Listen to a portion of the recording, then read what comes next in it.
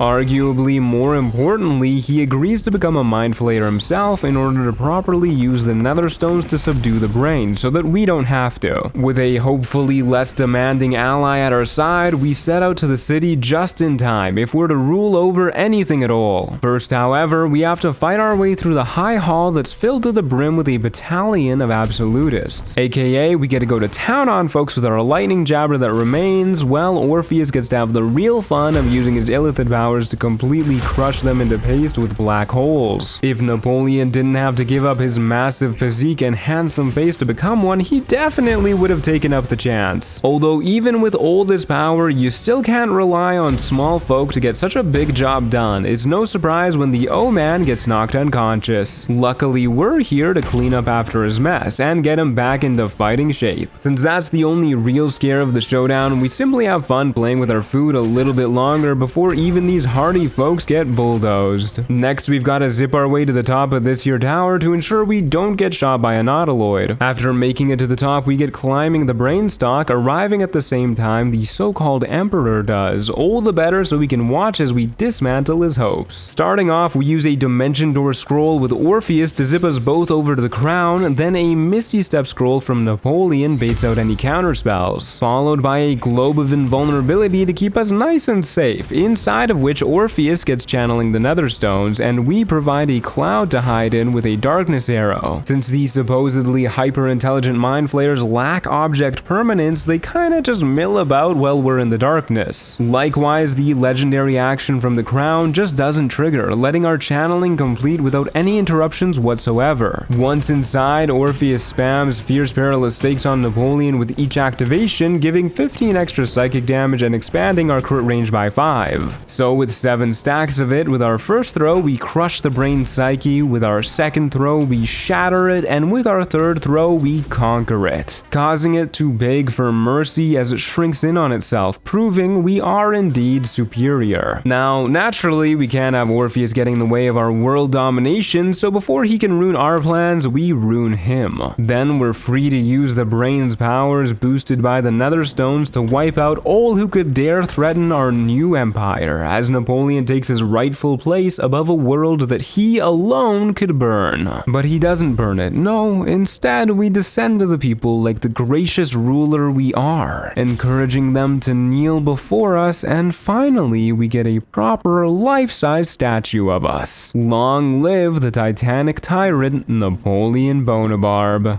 Savior of the world. Thank you all so very much for watching. This was a fun one and is likely to be the last evil run we do for these class challenges, so I hope you enjoyed it. And as always, a special thanks to our storyteller tier members, Okan, Mark Rainbow, Rat King, Lumina, Beltfed Joe, Chance Hine, El Guardia, Ramon Standalone, Witch Amy, and May.